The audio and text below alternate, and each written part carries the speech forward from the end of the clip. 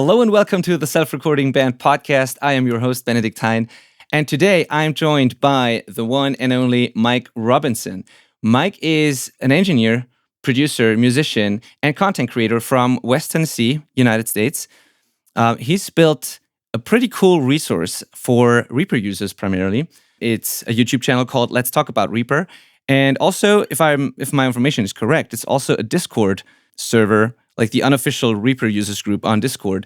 And from like people in our audience, they've requested you, Myk, a couple of times now. You were one of the guests that they definitely wanted to have on the podcast because we have a lot of Reaper users in our audience. So I'm really, really happy and grateful for you taking the time. I really appreciate that, though. So thank you for coming on to this podcast. And let's talk about Reaper. Thanks for having me. And I am absolutely flattered and overwhelmed that anybody even asked for me. So thanks for having me here today. Yeah, thank you for taking the time. Yeah, absolutely. I've asked a couple of times like who we should interview. I wanted to bring more people onto the podcast instead of just doing our episodes. And yeah, you were one of the most requested people, actually. And I think this is also, this is due to the fact that you're a phenomenal teacher, I believe, but also due to the fact that a lot of self-recording bands and artists happen to use Reaper. And the thing is, my co-host and I, we don't use Reaper. I've tried it. I have it on my computer, but I don't know a lot about it. So I'm really, really glad that you came on to teach us a few things about it, maybe, because we'll make a convert out of you yet. We'll see. Yeah. So that's hopefully one of these, and I'm pretty sure it will be one of these episodes where I can just learn a lot about a tool that I haven't used much. So my first question to you, Myk, would be, why was Reaper the DAW that you used? Or like, first of all, did you start with Reaper, or did you come from a completely different background and then happen to discover Reaper and transitioned? That depends on who you ask. The truth is Reaper is probably my third DAW.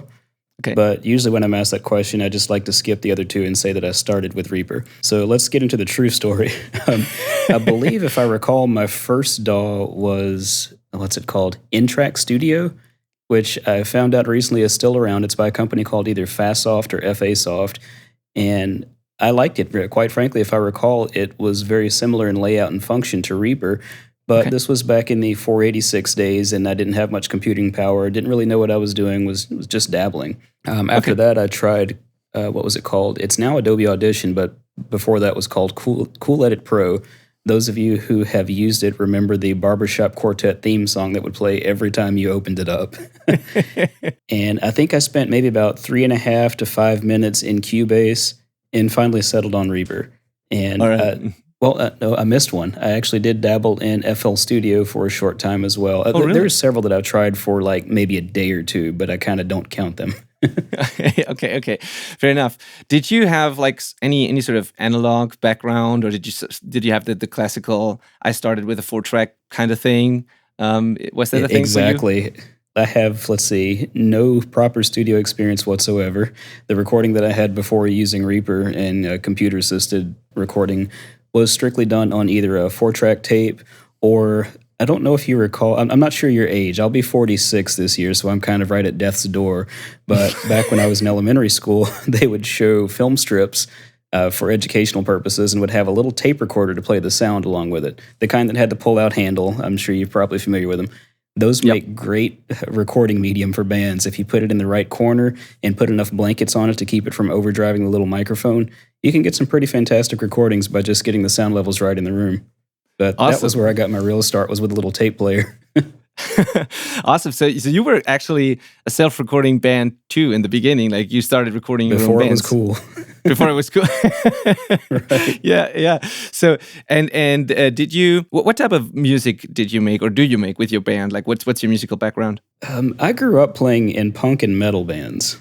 So that when most of the people around me were into R&B or pop or what have you, I was into Iron Maiden and Megadeth and Metallica, and that's more on the rock side of things. On the punk side of things, bands like Crimp Shrine, Black Flag, Misfits, which are still favorites of mine. Awesome. That's definitely bands I'm very familiar with because I come from a punk rock and hardcore background myself. So that's really cool. And I think it's even more interesting to hear that you've tried FL Studio once, because to me, I might be completely wrong, but to me, FL Studio was always one of those like hip hop pop sort of electronic types of DAWs, like, or at least a lot of people in these genres use it. I've not seen many rock people use FL Studio, so it's kind of interesting that you tried that first. I think I tend to agree with that assessment, really, is it does seem more geared towards that. I am a firm believer that you can do just about anything with just about any DAW. It's just a matter of which one suits your workflow best, because at the end of the day, a tool is a tool, and me as a consumer very seldom would question, say, a construction worker as to, I bet you would do a better job if you used this hammer or this screwdriver. I just trust them to do their work with whatever tools they choose. Yeah, totally agree with that. Couldn't agree more. Awesome. So you were in a band. You were recording yourself with a tape recorder, and then you moved on to 4-tracks and computers and all of that.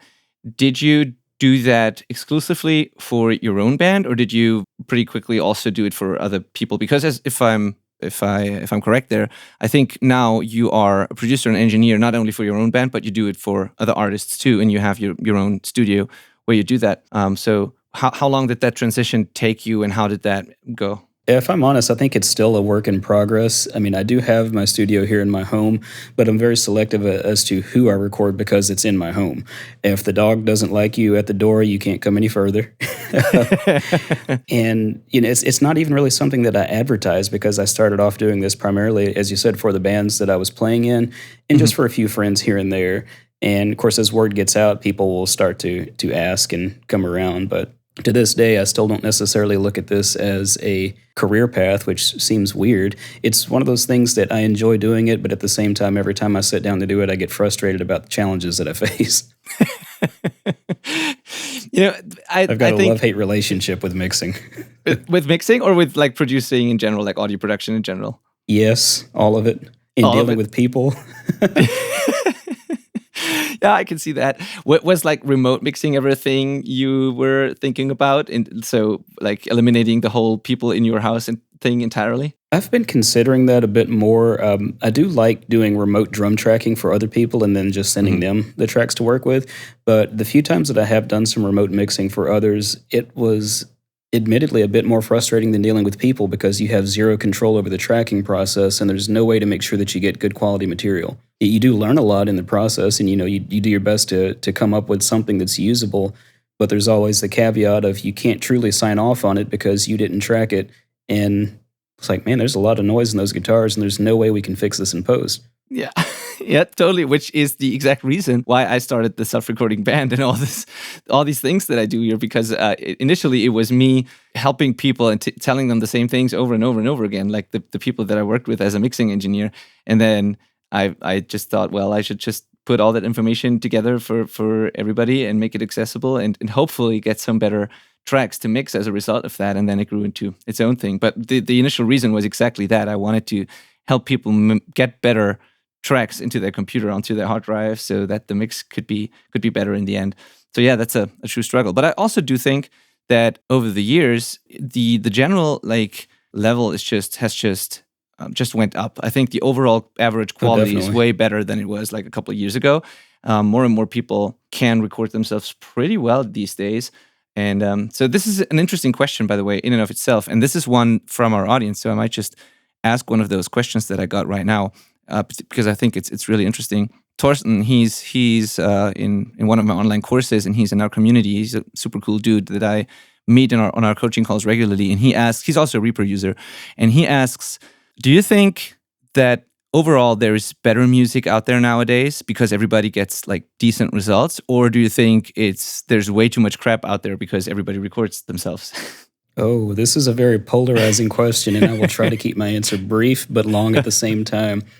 Now, I want to preface this statement with the fact that I am old. Remember that with every answer I give. I am old. So, in some respects, I believe that the quality of music has gotten exponentially better. But on the downside of things, I think that because music production is so much more accessible by so many people, that the talent pool is saturated, for lack of a better word. And you have a lot of people putting out what I would say the same song over and over again. Now, you have a general population that enjoys top 40 pop music, and as long as you put out a 1-5-6-4 chord progression, they think it's a great song. It can be 100% identical to the last song, and because you give it a new name, all of a sudden, hey, did you hear this great new song? to me, being the old guy, I'm like, this is exactly the same as the last song that was in that same spot in the top 40. So that didn't even really answer the question, but I'm hoping that you're seeing the mindset that I have here. Yes. I have a hard time with modern music because to me it all sounds the same. My wife is a good person to talk about in this, and she's not here right now. She loves pop music, and that's fine. There's nothing wrong with enjoying that. But the more that she's been around me, which we've been married for 25 years now, she's learned to appreciate music and to hear all the individual elements instead of just accepting it for one contiguous piece. It's like she could hear the 1-5-6-4 chord progression and have no perception or concept of it because she may just be focusing on the lyrics, which is common with pop music. In a lot of cases, people just focus on the vocalist. Whereas for me, music, I guess if you were to think about it from the perspective of an orchestra, it's beautiful in and of itself as one piece, but you can also pick out the flutes, you can pick out the strings, you can pick out the timpani, and all these different little things to appreciate, which in my opinion are sorely missing anymore. Yeah, I can totally. It's kind of hard to quantify it, but it's just frustrating to me that it seems that people who are insanely talented are glossed over, that are making some great music, but you can have someone who has a certain look, can't write, can barely sing, but they have an engineer that makes them look and sound good. Yeah. And all of a sudden they're at the top of the game with a mediocre song. So I didn't answer that question at all, but I would say a little bit of both. Music has gotten better, but it's gotten worse. It's gotten better in quality of production, but in my opinion, and I want to put that at the forefront, in my opinion, the quality of the writing has gone downhill significantly because it's way too easy for people to put things out there. So there's more quantity over quality these days, I think. Yeah, I tend to agree. I still think, though, so I'm going to play devil's advocate for a second here because I still think, I still think, though, that there's something to be said about being able to write something, even though it might be simple or like not the best song, but it still resonates with like a lot of people apparently. And I think even though you and I might not understand it or might not think it's really good, but if a lot of people are listening to that and putting it on their playlist and enjoying that, then it's probably not that bad. You know what I mean? Like, so, I'm not saying that every successful song is a good song, but I'm saying that there's something to it apparently, because otherwise so many people wouldn't like it, I think. And that's an art in and of itself. So I kind of admire the songwriters who are able to make these seemingly simple songs but make them so that so many people seem to enjoy them. So, well, I think that it's the familiarity perspective. If you take it from let's look at the average cover band versus a local band that plays original music. The cover band will get gigs that pay a ridiculous amount of money every weekend, whereas the original band may be lucky to get a gig where they can recover their gas money. And at the end of the day, the people at these venues aren't really that interested in the music at all. But if you can have something familiar for them in the background, the familiarity wins every time. Yeah, you're totally right. You're totally right. That's definitely part of it. And you even have to begin to think about it that way from a writing perspective. Like if you want anything to get any kind of notoriety or airplay or what have you, you've got to find a way to write a hook and almost compromise what you want to do as a musician for the sake of other people liking it. And I realize I'm very opinionated on this topic, so please do not take any of this as gospel. It is strictly an opinion, and there is nothing wrong with liking whatever the heck music you like. I'm just weird about it. No, yeah, that's totally fine, and that's actually better than being like vanilla and like, you know, it's good to have an opinion, you know. Well, I'm at an awkward point to where I would be totally content to sitting in this room and making mediocre music that I enjoy than writing a 1-5-6-4 chord progression with the same vocal melody that's heard on every single song just for the sake of getting out there. I guess I'm somewhat a purist in that respect, but I also understand that my stance on modern music prevents me from being popular as a musician, and I'm okay with that. Yeah, of course.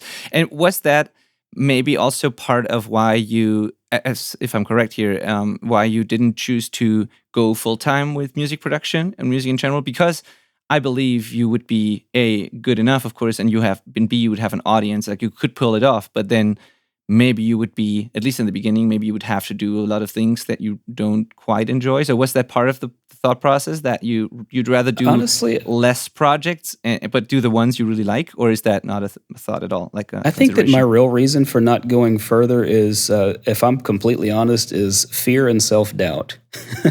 Okay, the imposter syndrome, basically, or pretty much, because Like there's people that like the work that I do, but I second guess virtually every move that I make. This is the part that nobody sees. You know, you see the YouTube personality and think that I'm a certain way, but I cringe every time I get in front of a camera and every time I sit down at the DAW or if I sit down at my drums or pick up a guitar or bass or what have you. I'm constantly second guessing myself, and I'm at this awkward point in my life to where most of the things that I enjoy doing also cause me frustration because I'm a perfectionist. Oh, yeah. So finding the delicate balance between constantly researching and learning new techniques and actually doing things. I feel like I spend so much time researching and not enough time doing, and that's really been an inhibiting factor in a lot of parts of my life. Totally. So you didn't know you were going to be my psychiatrist today. I didn't know too, but like I can like that's so relatable because I've actually had this exact conversation with a coaching student of mine this morning where we talked about like how we like to consume courses and read books and learn techniques and do the things, and sometimes the ratio between like learning, experimenting, researching, and actually implementing and doing can be off, and we should all probably do more and consume less. And so that's True. totally relatable. And you learn so much more in just doing. Yeah, absolutely. Absolutely. And a lot of us are that type of person. When you have to go 10 steps, we want to know step 9 before we even took step 1. You know, we want to know the whole thing and we want to have it planned out and researched and all of that instead of just taking the first step. And then, and that can keep some people from even getting started, which makes it even more fascinating to me that you took that leap and you started a YouTube channel and you've been consistent with it and you get in front of the camera. Let me tell you about that. And you hit publish, because hitting publish is probably the hardest thing for many people, but you have been consistent, you've been doing it, and even though you say you cringe when you see your own videos or that you feel uncomfortable in front of the camera, you still did it and you're still doing it. So what made you take that leap and like jump into YouTube and overcoming that fear? Well, the start was plain and simple, COVID. I was working at home for about 2 years. The limited interaction with people wasn't that big of a deal for me because I'm somewhat a hermit. I don't know how people perceive me, if they think that I'm outgoing or wild or whatever based on how I am online. But for the most part, I'm quiet. I don't talk a whole heck of a lot. I have to make myself do things like this to get out of that comfort zone and appear friendly. It's not that I don't like people. It's just that I like quiet. So at the time, I was wanting to learn more about video editing. And since we couldn't go anywhere and we're on lockdown, I'm like, I've got to figure out something I can record in my house to edit. And I just got this idea, why don't I show something in Reaper? So my first video, I think, was showing the navigator feature in Reaper, and I was really surprised that anybody watched it at all. It wasn't an overwhelming response, but it was more than one, and people seemed to like it and like the quote-unquote teaching style. And I figured, well, let me try it again, and I just kind of kept going, and I still feel like I'm refining it and figuring it out. I have no game plan. I don't have a list of topics. I had a short list for a while, but for the most part, the videos that I make are either spur of the moment, why don't I just turn on the camera and live stream what I'm doing right this second, or I'm working on something and I either discover something cool or there's something that I'm doing that I've always done that I just think somebody else could probably benefit from this, so I'll just try to record it and figure out how to present it. Wow. Yeah. I mean, as a matter of fact, it's Friday as of the recording of this, and I haven't recorded anything for this week. I had an idea, and when I went to try what I was going to do, it didn't work like I thought it was, so I'm back to the drawing board. Maybe one of your questions will spark a video idea for me. Okay, yeah. Maybe, hopefully. Even more fascinating still. I think it's always cool when people overcome their fear, and just the thought of hitting streaming what you just said, streaming what you're doing right this second. The thought of doing that scares the crap out of most people. So, and you still do it, and even though you don't feel super comfortable about that, but I think that's fascinating. The odd thing about streaming is I don't worry so much about streaming, and I think it's because I'm used to playing live shows. I'm at this awkward point to where I don't really mind if I make a mistake. I'm human. I'm going to mess up. As long as my last move is greater than the mistake I made before it kind of doesn't matter. So I'm totally fine with, like, if some friends and I are having a jam session, let's just turn on the camera and see if anybody wants to watch. If I'm mixing something, turn on the camera, see if anybody wants to watch. Maybe they'll have some questions. And I don't have to edit that stuff. So It's just turn on the camera, make sure the levels are right, and see if anybody wants to hang out. I think I've done it on holidays, like I did it on Thanksgiving. I think I did one on Christmas, just no announcement whatsoever, just turn on the camera. And I find it amazing every time that people show up. Yeah, and I think it's part, like everything you just described is probably the reason for why people like it. It's you being authentic. It's your personal teaching style. It's the fact that you are okay with messing up, that you are constantly learning. You're not one of those people who claim to know everything, which is very, very appealing to a lot of people, I think. It just makes you human and relatable. And also the streaming thing, I think people have seen so many very perfect, super edited like videos that it's kind of cool to see some, some more of the real stuff, sort of, or the unedited or behind the scenes or whatever you want to call it. And it's great to be able to engage with the right, and to be able to engage with a live audience and answer a question right there on the spot is, especially now when there's a lot of people. I mean, I don't know. We're at a weird point with COVID to where we've almost forgotten that it exists, but something still happens to remind you of it. So some people are still sick, some people are on lockdown, and it's just gives a lot of people a way to engage despite being in less than ideal situations. Oh yeah, absolutely, totally right. Okay, so I want to go back to one thing you said earlier, which was about the details, and you had this orchestra analogy where you hear all the subtleties and the details in the music and all of that. Do you mean just the detailed, carefully made arrangements, or are you also talking about like imperfections in the music that you're sort of missing these days? Because that's another topic. It's not just the arrangements, but it's also a great topic. yeah, the slight imperfections that make music interesting sometimes, but they can also that is what's missing.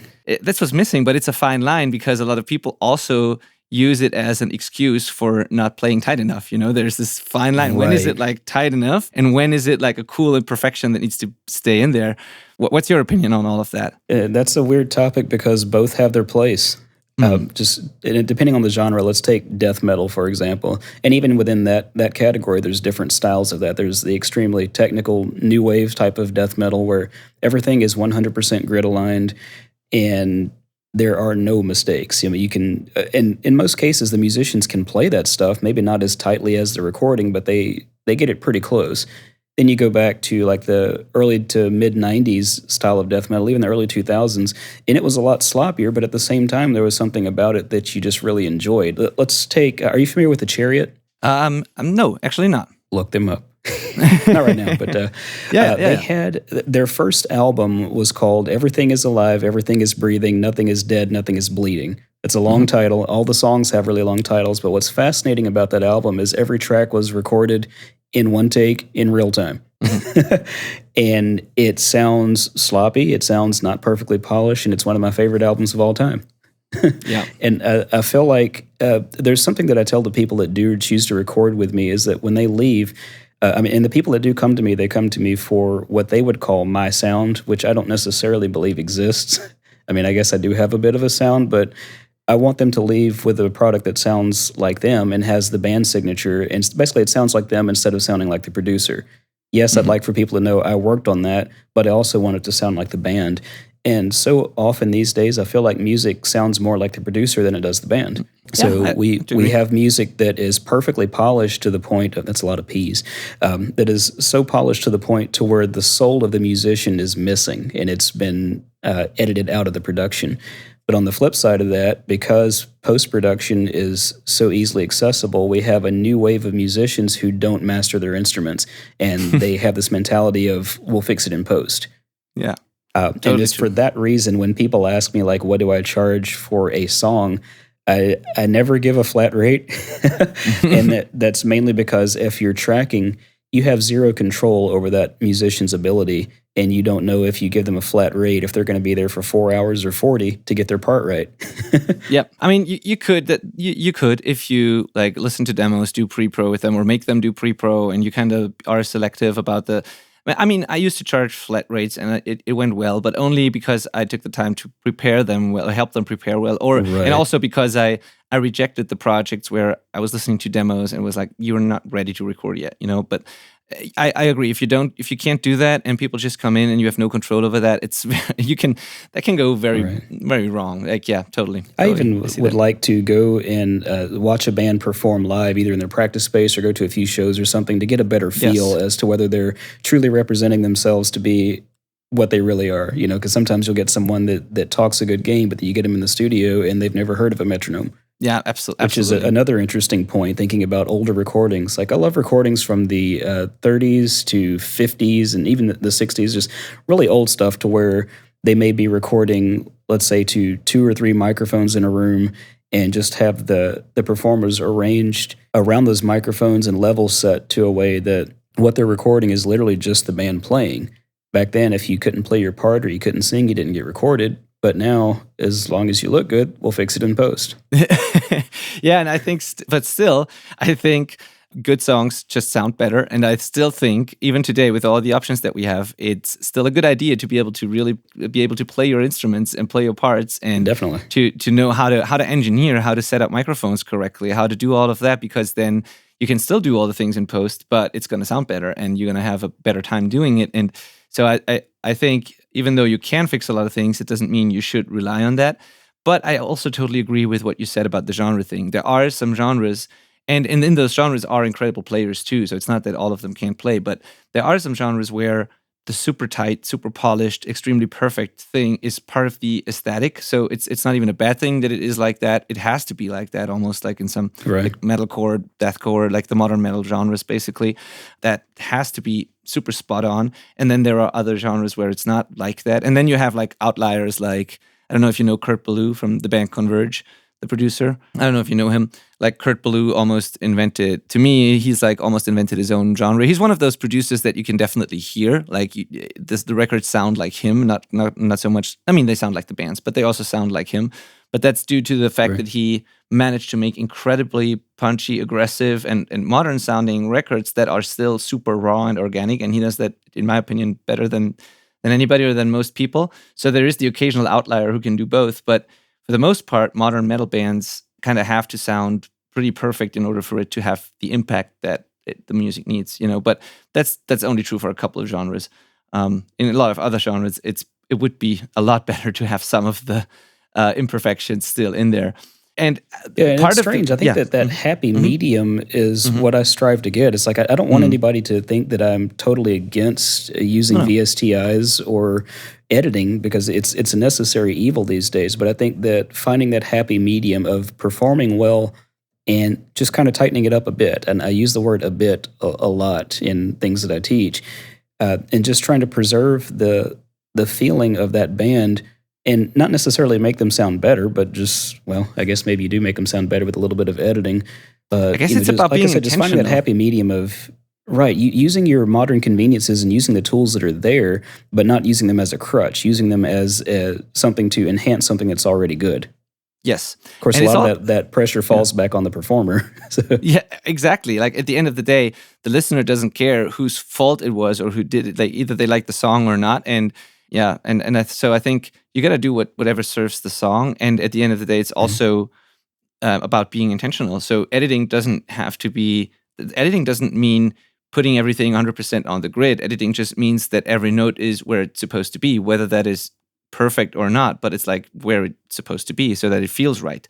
That, to me, is editing. So it can be intentionally making a snare slightly late, or it can mean making a drum fill slightly rushed, or, you know, all these things, but it can also mean making it perfect. So you got to be intentional, and you got to serve the song, I think.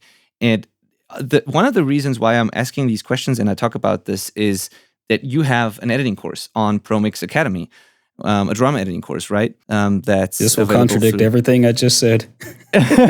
No. It's perfect that you have that, actually, because that just goes to show you like organic sounding music, you like imperfections, you like people playing actual instruments, but still you made a course about drum editing, which goes to show that editing isn't bad per se. It's meant to make songs better, performances better, but not necessarily 100% perfect. So I think it's actually really cool that you have this opinion and still teach people how to edit drums. So that is, I think that's my perfect. Take on the drum editing is, when you think about the old recordings, in most cases, the band recorded live on the floor. They didn't do a whole heck of a lot of drum editing back in the old days, because even if the band had, let's take a song, for example, Back in Black from AC/DC. You can hear that song speeding up within the first few measures, and it ebbs and flows a lot throughout the whole performance. But the kicker is the band stayed together. So even if the drummer sped up, the rest of the band followed the drummer, and it wasn't that big of a deal.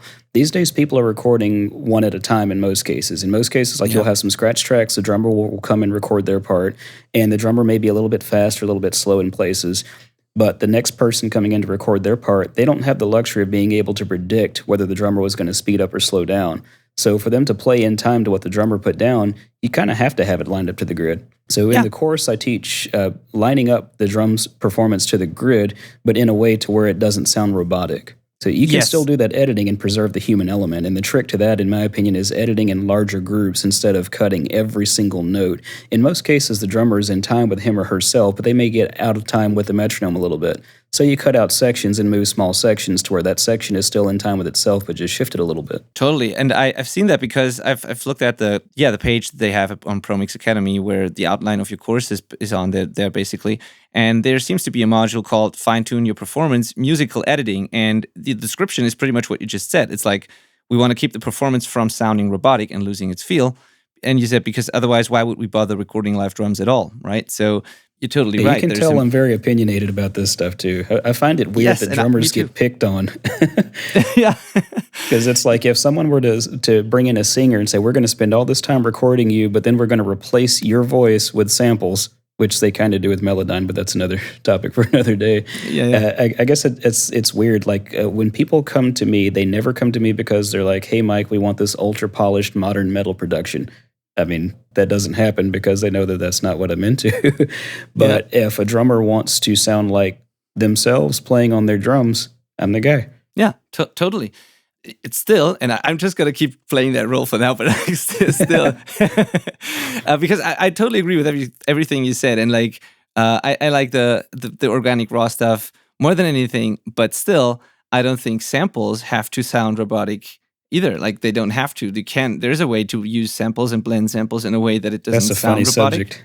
Yeah, totally. And I think that, to me, I don't think it's really weird to replace or to rather enhance drums with samples. I rarely replace, but I often enhance drums because I think like where's the line, right? I use compressors and EQ and all of these things to make it work. So if I can make it sound better and maybe even less processed by just picking good organic sounding samples, and then I have to do less processing, that might sound more natural in the end than trying to make something work that was not recorded ideally maybe, or where the performance was lacking. So sometimes to me, the weird thing is that using samples can end up sounding more organic than trying to overly process something and trying to make it work when it just won't really. So this is Yeah. It's a bit of a double-edged sword, and I don't want, people that listen to this podcast are going to come out of this thinking I'm a jackwagon.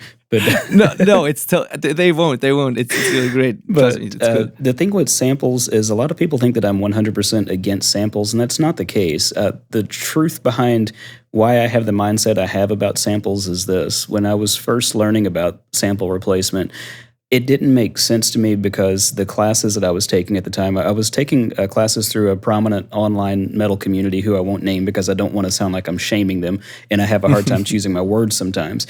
But I found it weird that sample replacement was the first thing people reached for when drums came into the equation, particularly in larger studios. And this may just be a lack of understanding on my part, but if I were working in a multi-million-dollar studio with the best mics, the best engineers, and I'm bringing in the best performers to track, it would seem to me that I've already got the sound right there in the perfect room with the perfect equipment, with the perfect person playing the drums. Yes. Why are you reaching for a $200 box of samples when you have Matt Halpern right there in the studio?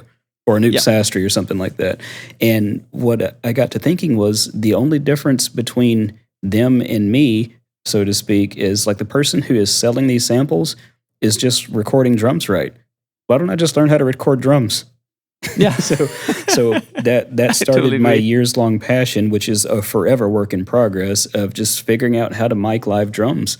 And I think that it's kind of becoming a dying art. Now, on the flip side of that, not everybody has a big enough space or the room treatment, which mine is a forever work in progress. I've got, you can't see them, but I've got 15 panels over there I haven't finished building yet to treat this ceiling, if you can hear the echo in the room. That happened after I took out the carpet and put in hardwood flooring like an idiot. And, so for somebody who doesn't have the room for a drum kit or doesn't play drums, but they can lay down a beat with keys, or they can plot it out in the piano roll, and they can craft their music without having to have a real drummer. It's amazing what you can do on a laptop. That just made me think of something weird. A lot of people will call using samples cheating, but if I point the gun back at myself, I don't have an orchestra. What if I wanted a violin? What am I going to do? Am I going to berate myself for using a sample of a violin? Or am I just going to use Contact? Yeah, which is back to what you said in the beginning, like use whatever you have and you can make great art with just about anything if you use it creatively and so that it serves the song, gets the message across. So I totally agree with that too. And it's funny because I think that's one of those things too. As I said before, that people tend to like the more raw, like unedited videos sometimes. The same is true I think for audio, like for music production and especially drums. I feel like in the metal world, and I've been doing it full time for just about 10 years or so now.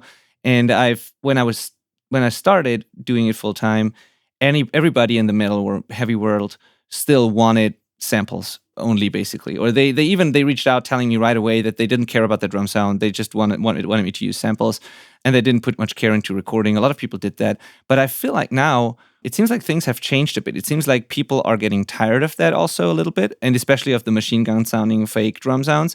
And I feel like people are hiring session musicians again instead of programming drums sometimes, and people are trying to buy sample libraries that sound more organic and less robotic. And people are trying to learn, if they have the room, trying to learn how to record real drums. And a lot of the people that I work with now come to me saying that they want, if at all possible, they want to use their drums because they put a lot of care into it and they love how it sounds. Exactly. And it kind of switched a bit. It kind of, I don't know, as if people were getting tired of that from the past 2 decades of super polished metal or something. Well, I have to ask you a question now. So the people that are coming to you that are asking, in most cases, is it the drummer that's asking for samples on the drums, or is it somebody else in the band? I usually talk to one person in the band, whoever the sort of quote unquote band leader is, and which is I don't know what drummer.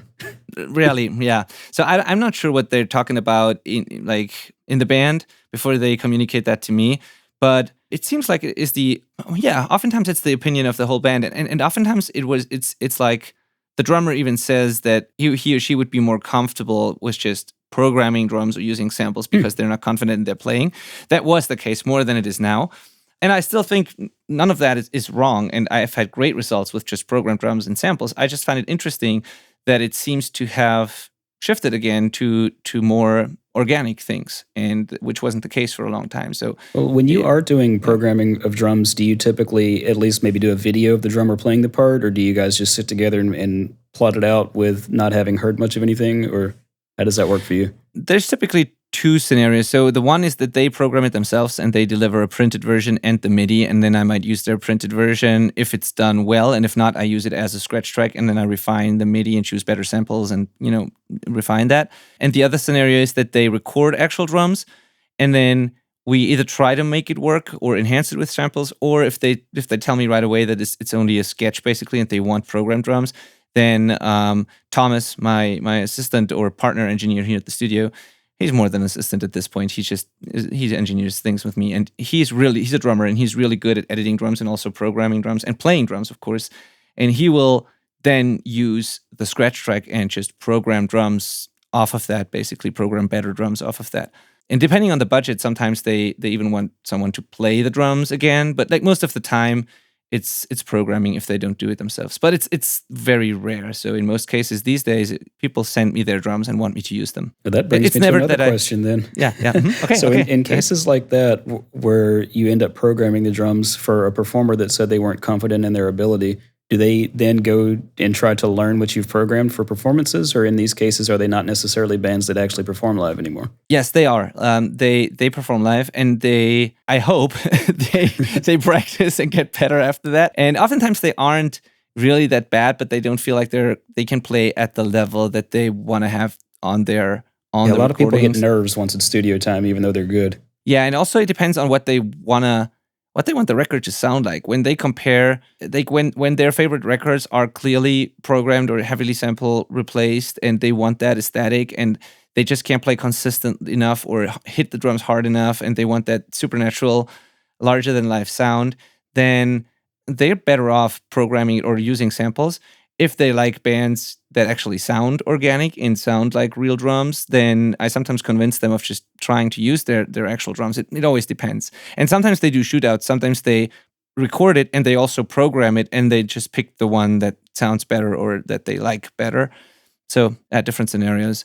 But yeah, it's gotten more and more organic again, which You is know what's weird cool. about all this is I'm in the middle of a project recording my own kit as samples for an up-and-coming developer.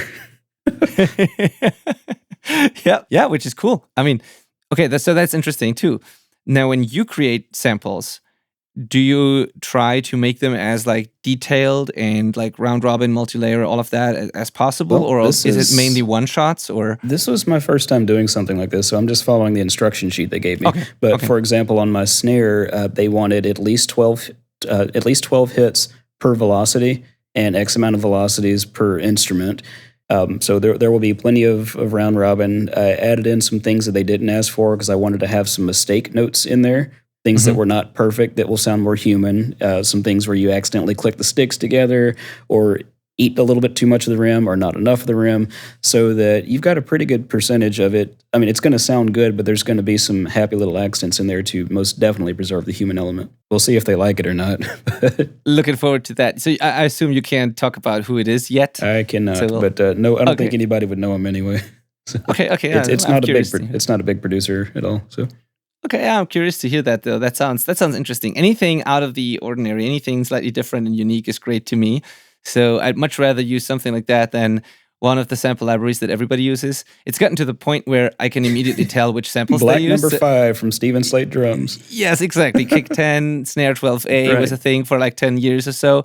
And then the last couple of years, and I think they make great samples, so I don't want to talk shit about them, but like the Get Good Drums libraries have been so heavily used, I can immediately tell if somebody uses the Modern Massive kit and something like that. But like, but it's not wrong. And if they like it, like there's no wrong or right. And who am I to judge? Yeah, that's the thing is like I constantly find myself biting my tongue by making the comments that I make, but it's exactly what you said. When you get to a point to where you can recognize the software that was used, to me that's a problem. Like, why not just sound like you? I think like when I get down on myself about my guitar playing, because I've been playing since I was 13 and I still feel like I'm nowhere near the skill level I should be, I have to remind myself that I wasn't put here to be the next Eddie Van Halen, but I was just put here to be the first me. So yes. that's all I can do is be me and just Yes. embrace it. Yes. So I really want to talk about Reaper very soon, but I have one more thing to say sorry. here. No, you're totally, that's totally awesome. One more thing to say here, though, which is also interesting thought to me.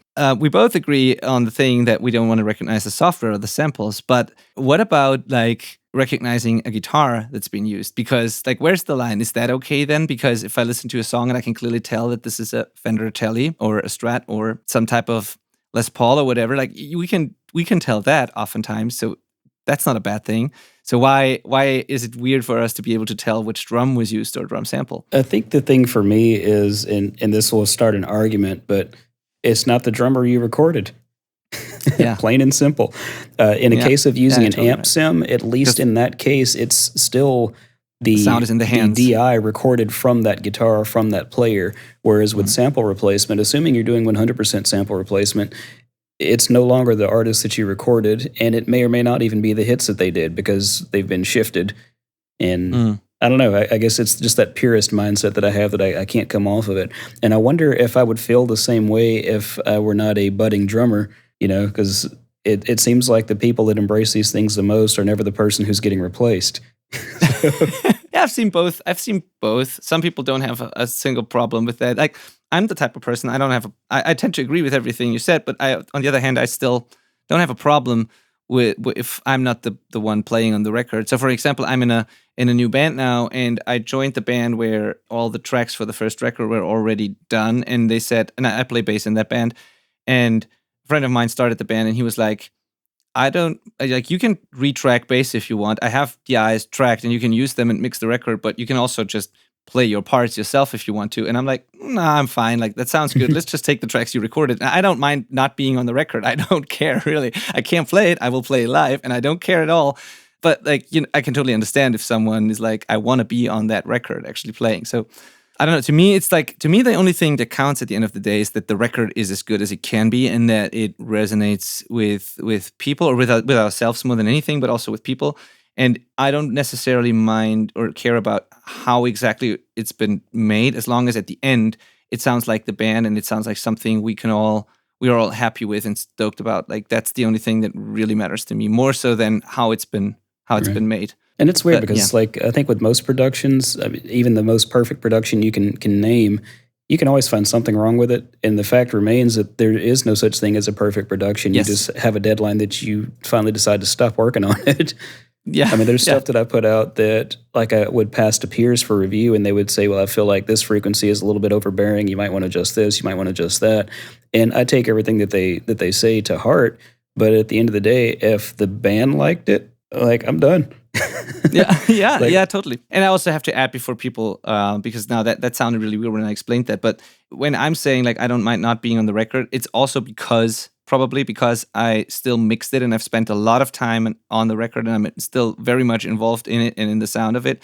And so I feel like I'm part of it despite not having played the bass. If I wasn't the one mixing it, if I had done nothing on this record, that would feel pretty weird. But since I've contributed a lot, I don't really care about the bass. Probably that's part of it. I don't know. Anyway, let's talk about Reaper. You know how often I say that? Yeah, I can imagine. I wanted to say it this time.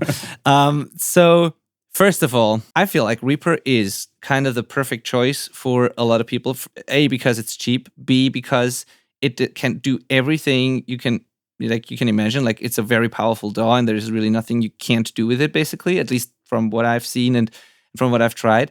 But the other thing is, and that might just be because I come from different DAWs and they work differently and look differently.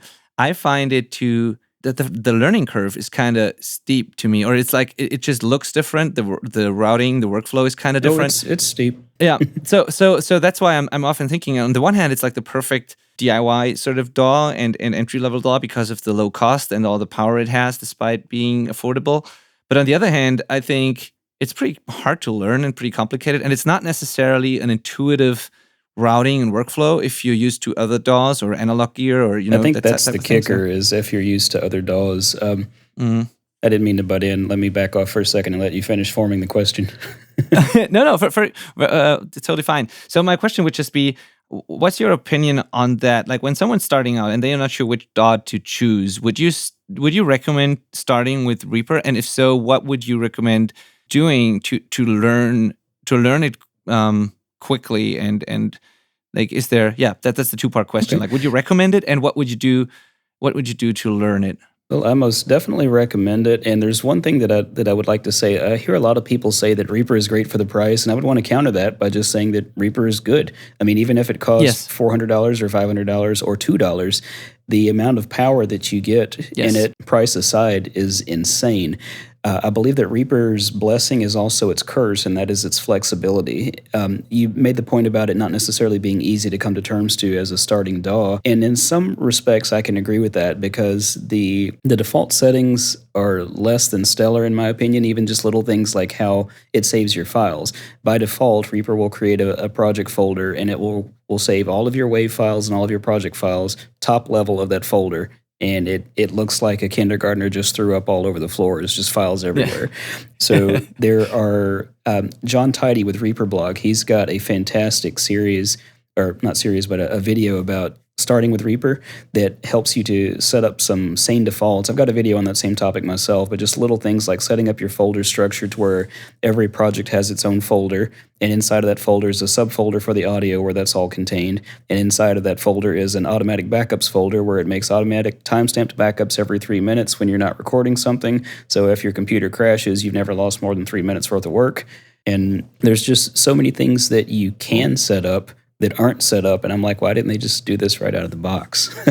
Reaper to me is a lot like Linux. I love Linux, but sometimes if you just want to sit down and get on Facebook, you don't want to have to compile things and look at manuals. You just want to sit down and look at what you wanted to look at. And in that respect, Reaper can be difficult. But on the flip side of it, it's very rewarding. And in my opinion, it actually seems to suit a more logical workflow in some respects, particularly if you're used to working with analog equipment. I think that a lot of people these days have no experience with anything else, so they don't have the console mindset to compare it to. You know, I'd said that I've not worked in analog gear in studios, but I have most definitely worked with mixing consoles for live use, and Reaper seems to work in the same way a mixing console would, to me. Really? One thing that's interesting. that confuses me. Now, I've never used Pro Tools. I have dabbled in both Cubase. I think I spent a day and a half with Studio One. And one thing that keeps me going back to Reaper is the concept of how a track is a track. That may not make sense just saying that, but in Pro Tools, and correct me, what do you use? Do you use Pro Tools? I've used it, but now for the past 7-8 years, I use Cubase exclusively. Okay, and I'm not sure if Cubase follows this method either, but I think most DAWs, they force you to choose whether a track is stereo or mono, or if it's going to be a virtual instrument or Yes. whatever. Whereas with Reaper, you just make a track, and if I feed it stereo information, it's stereo. If I arm it to record from two sources, it's stereo. If I feed it a mono source, it's mono. If I put MIDI on it, it'll just interpret it. If I put stereo, mono, MIDI, and video on the same track, the playhead just interprets it as it falls over it. And it makes my life a whole lot simpler to not have to think about it. And if I want a track to be an aux, I don't add an aux track. I just add a track.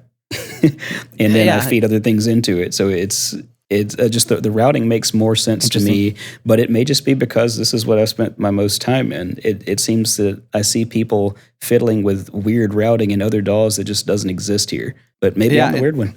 It's no, I totally get that, and you're the first person to explain it to me like that, and now it makes total sense. To me, it was kind of the opposite. I have very much like a console mindset. I use a bunch of analog gear still. I don't think it's necessary, but I do enjoy it, and I've mixed on analog consoles before, and I think Cubase to me is the closest to an analog console workflow, sort of.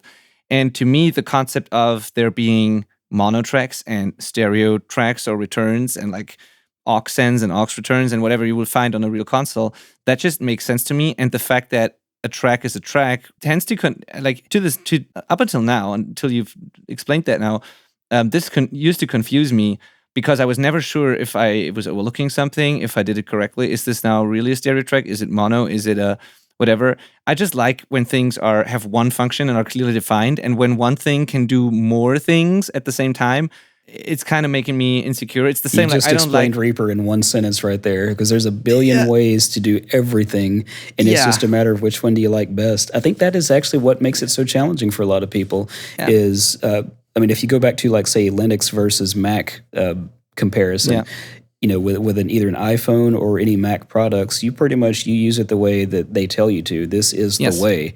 Whereas with Linux, I mean, or with Reaper, it is infinitely customizable to the point of nausea, you know. Which again is its blessing and its curse, because like if there's something that doesn't exist, or if there's something that I want to improve. Let's say, for example, with my drum editing, I've got a macro that I set up where I can click one button and it changes like 5 or 6 mouse modifiers to where instead of using a handful of clicks and things, when I want to split a section of groups drums, I can just left click to the left of where I want to split. It'll add a split and a crossfade to the left of that mouse cursor across all the group drum tracks. And it also changes my mouse modifier to where if I'm clicking on the bottom half of the media item, I can slip edit without having to hold a keyboard key. Which sounds silly, but it's like I've combined 6 actions into one press, and as long as I've got that macro armed, it does what I want it to, and when I'm done, I click the reverse button to take everything back to their defaults. So it's kind of like scripting in some respects, but creating these types of tools in Reaper can be as simple as creating a custom shortcut that is a combination of multiple actions that already exist. So it really speeds up your workflow, but the trick is you have to kind of have an idea of what you want to achieve. Totally. And that's the one thing that keeps Reaper in the back of my mind, and I have it on my computer because of that, and I constantly keep thinking about whether or not I should maybe try it again one day, because I'm really huge on like systems and processes and in speeding up the workflow, because I want to be focused on the creative stuff as much as possible, and I don't want to think about the tedious stuff as much, and I want to just be able to move quickly and intuitively. That's why I have a Stream Deck here, and I create a bunch of macros and combination of things, and I've sped up my Cubase workflow as much as possible. At least, I mean, there's always more possible, but I've sped it up a lot. And I've seen people do really crazy things in Reaper that are still a lot faster and more efficient than what I do in Cubase. So that's what's intriguing to me. I just have to get around the routing and the weird stuff that I'm not used to. But I've seen crazy things like mastering engineers. Myk Robinson, he's an amazing mastering engineer that I worked with on a couple of records. And he uses Reaper, and the way he's customized that and how fast he can do things like, when even the importing and sequencing of a record and stuff, that takes the guy like less than a minute almost, because it's like push of a button and everything's there and everything's like, it's insane.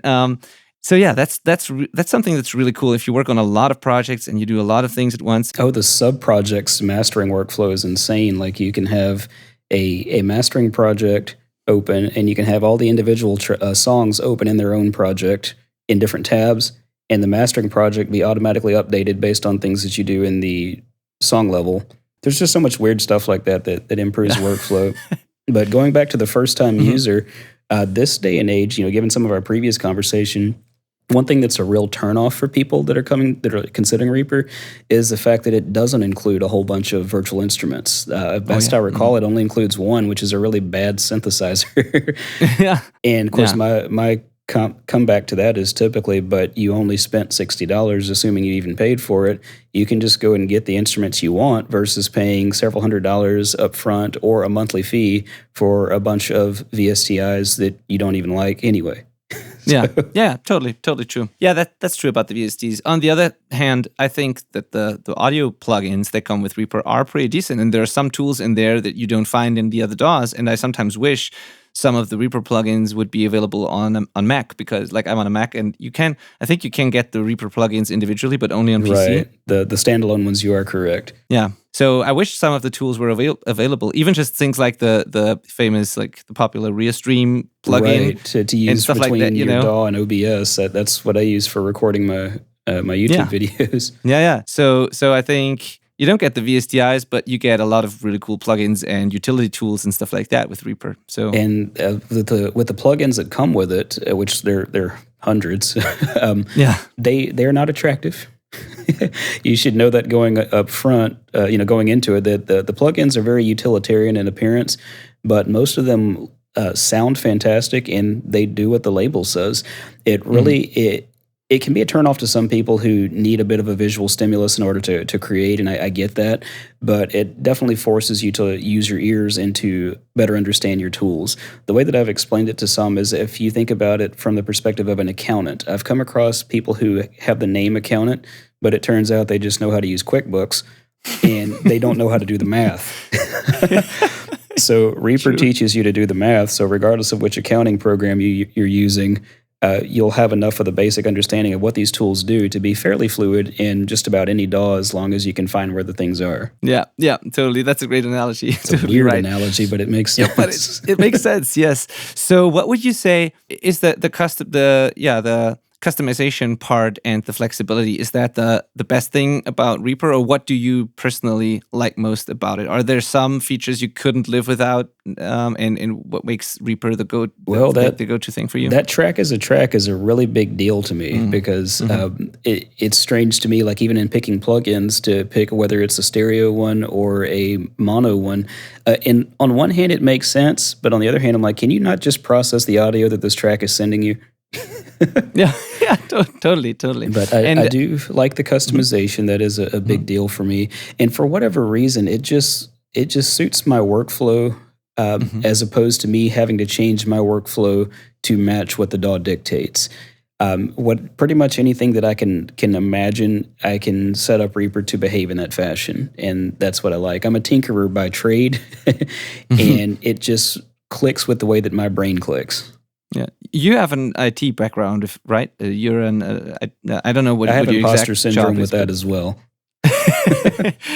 Okay, but you are like what does the description read here? Like an IT? Well, my current job, I'm an IT manager for a multi-site medical clinic, but I spend the bulk of my day developing applications for the clinic, despite having no app development background. I mean, you make records despite not having formal I like learning recordings background. Like it's the same for me. I've never gone to recording school, and and I still make records, so it works. So okay, now do you have a few? Maybe I don't know. It might be it might be hard to come up with something here on the fly, but maybe do you have a couple of tricks or things you do in Reaper that are not well known or that are not super popular or common, or that people are overlooking, or like some special hacks or tricks that you want to tell people about when they use Reaper? Well, one thing that I would tell anybody, especially someone who is new to Reaper, is right-click everything. It can be difficult to find your way around Reaper because there's so many things that are buried in menus. But if you right-click any particular item, you'll get context-based menus that will bring up things that are specific to that item. That's a really good way to find out more functions that are available. Just for example, if you were to right-click the record arm button, which why would you do that? There's different record modes. Like your default is just to record until you hit stop, but there's also record time selection. So if you've got a time selection, you can hit record from any point, and it's only going to record once it crosses over that time selection. Except that Reaper is a liar. It's actually recording the entire time. So once you hit stop, it only shows in that time selection, but you can trim it backwards if you wanted to pull in some as you played into that section. And it recorded afterwards. So Okay, cool. That's cool. And gosh, let's see. And just right clicking within anything, that's a great one. Also, the actions list.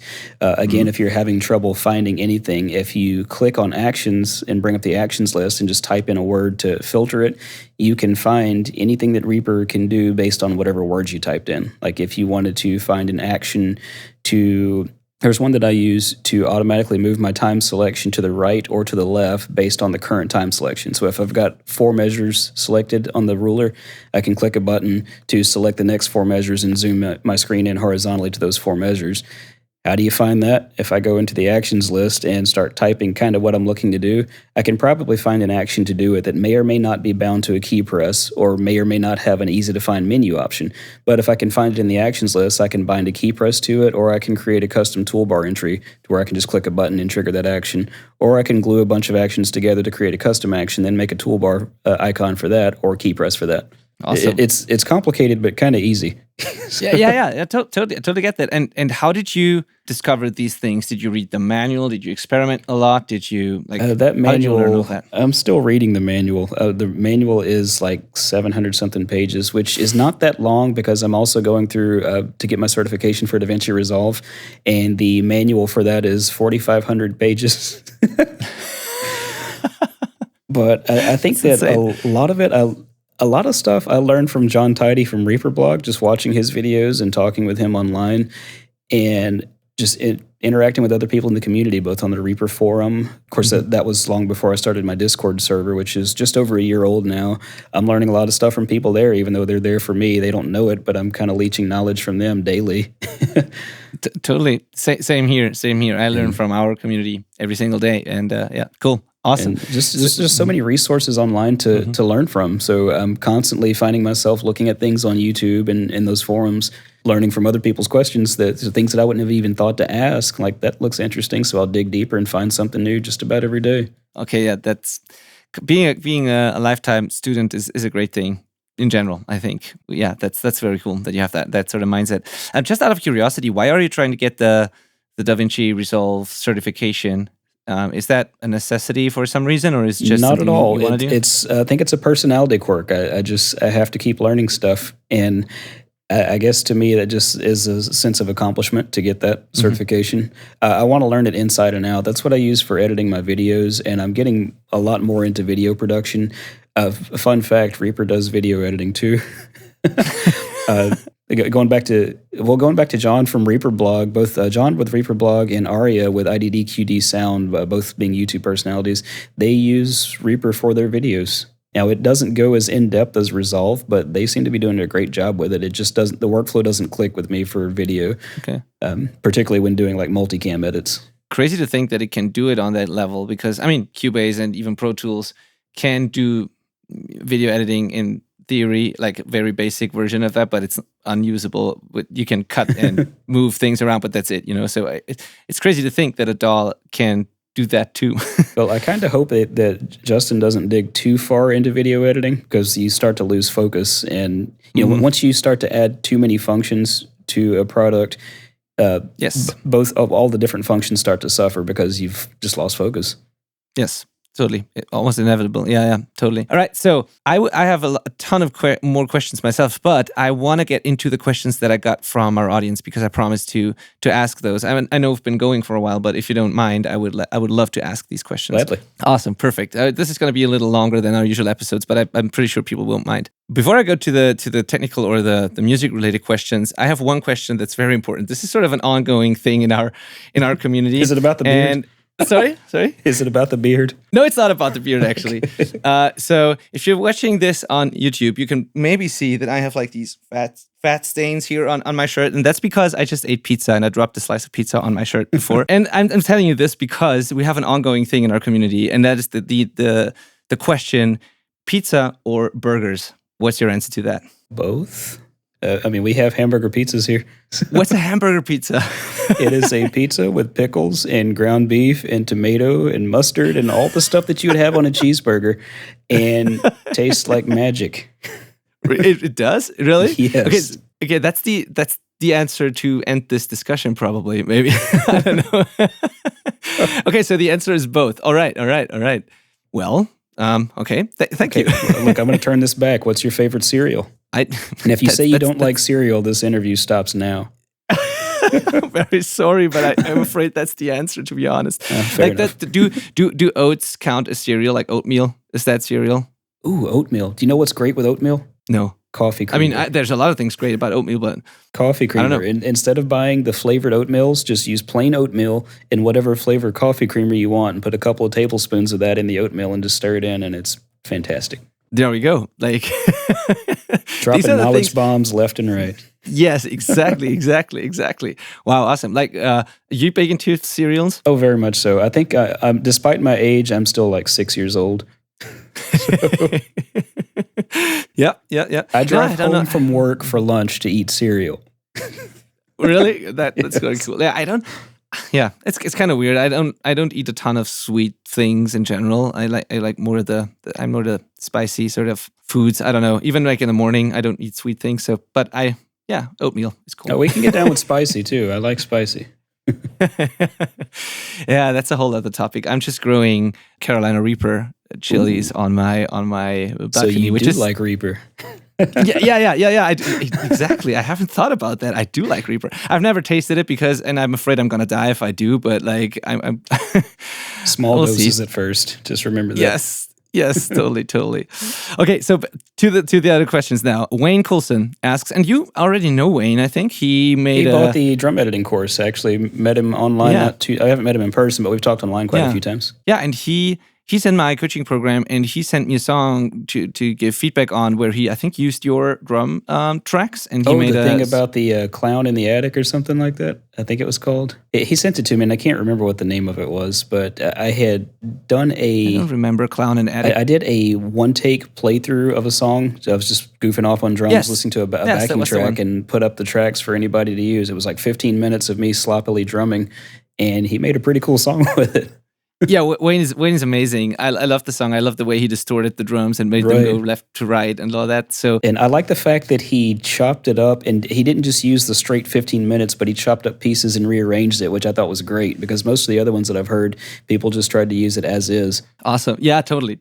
I enjoyed the song too, and I was pretty stoked to read your feedback that you gave him. So that was a cool moment for both of us. So really cool. And he asked a couple of questions. So, first question was, how exactly did your work with Warren Hewitt and Pro Myks Academy come about? And how did that happen? That's a fun story. Adam Steele from Hot Pole Studios, I had messaged him when I had the idea for the drum editing course, and I knew that he had a course out, the Ultimate Reaper Guide, and was just asking him for some advice as to how to go about distributing this once I got it done. And he just kind of, without missing a beat, said it might be a good fit for Pro Myks Academy. Let me message Warren. And he messaged Warren and copied me on an email to him just to make the introduction. And like a month goes by and I get nothing back. And I'm just like, maybe Warren just didn't like it. So I messaged Adam just to follow up to see if maybe he had heard anything. So he pinged Warren again, and Warren messages me the next day because it had gone to his spam folder, and he just never saw it. So we talked over email, and he talked about wanting to schedule a phone call. No, I'm thinking schedule. So I gave him kind of my work schedule, my availability. Let's see if we can find something that works, and I gave him my phone number. A few days later, it was July 4th of last year. I'm at a friend's house around the pool, and the phone rings, and the caller ID says Warren Hewart. I'm like, this has got to be a joke. So I answered the phone, and it's actually him. And so we ended up talking that first day for about 2 hours, which was wild. It was almost as if we knew each other, which was kind of cool. He's very down to earth, very easy to talk to. And he liked the idea for the course, and I told him, like, I don't have anything tangible. It's just kind of a vague idea right now, but, you know, I'd like to get it finished and send you some samples and see what you think. And then I got COVID. So I had planned, I had scheduled myself a week off of work to produce that video. And I got sick the Saturday before my week off. And since then, like, it took me a couple of weeks to get better, but then I couldn't stop coughing for like 4 months. Oh, shit. So it made it really difficult for me to make even just my short videos on YouTube because I would start coughing uncontrollably, but I definitely couldn't sit through those long sessions to do that video. I finally got that video finished this year, and it went out March 27th, I think. April, May. Yeah. Was it March? Was it May? I don't know. It was a few months ago.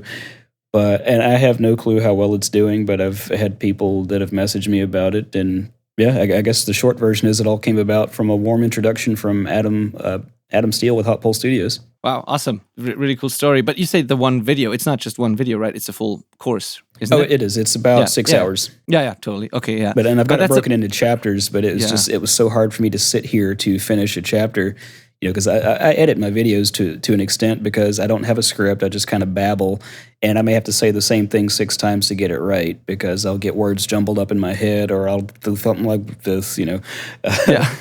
But to do that and have to edit out all the coughing, it was just maddening. Yeah. All right. Yeah, but that's such a cool story, and also so cool of Warren to just call you and then take the time to talk to you for 2 hours, and like. That's really cool. It's really, wild. Really cool. It's opened up the door for more courses. I know that he did mention wanting to create a Reaper-centric library because so many more people are coming to terms with Reaper, both in the hobbyist side of things as well as in the professional side of things. And you know, he's definitely interested in me making some more things, but I'm kind of a firm believer in taking other people with me. So I got an army of Reaper educators with really good content that I hope to see them on there soon too. It blows me away every time that I look at Pro Mix Academy and see little Myk Robinson right underneath Misha Mansour. So even though I'm just like some random brown guy in Tennessee, it's awesome to see my name in the same leagues with these legends.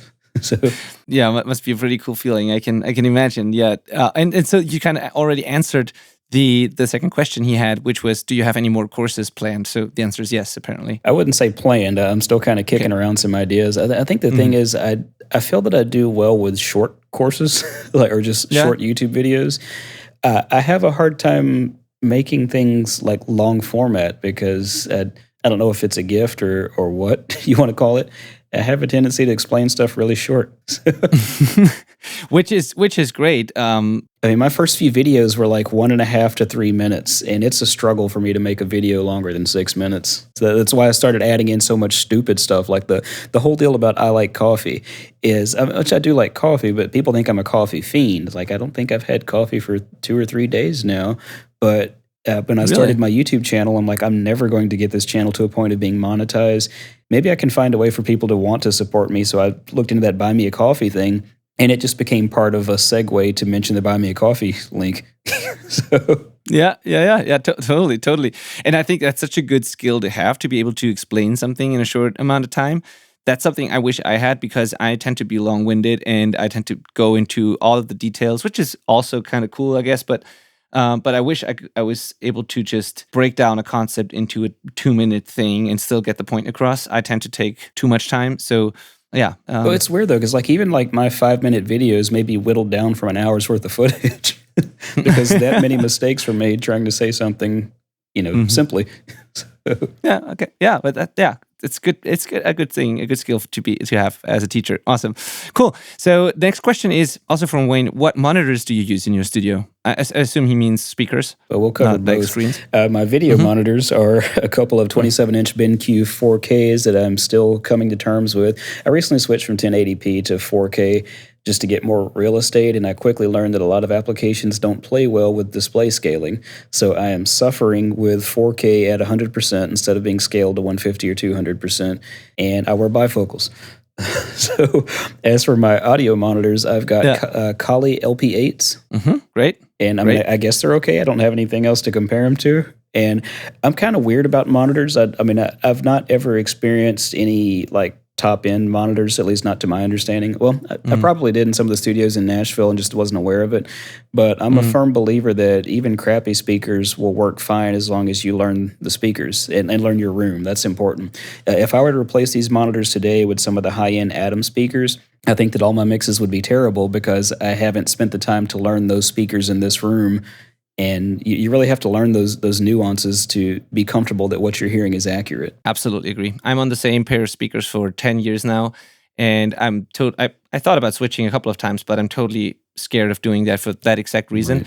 Right. And that's one of the first things I do with my coaching students as well, is I make them do a couple of tests so I know what they are actually hearing, and then we try to optimize a few things, of course, about their monitoring situation. But then basically what we do is I try to make them learn the flaws of their room and their speakers and just get used to that, basically, because no room is really perfect. No monitor set is perfect. And you just, exactly what you said, you just got to get used to it. And it's weird because there's so much science behind the placement of your speakers as well as your listening position. Like where I sit now, my speakers are approximately 33 degrees. I'm an equilateral triangle between my monitors and myself.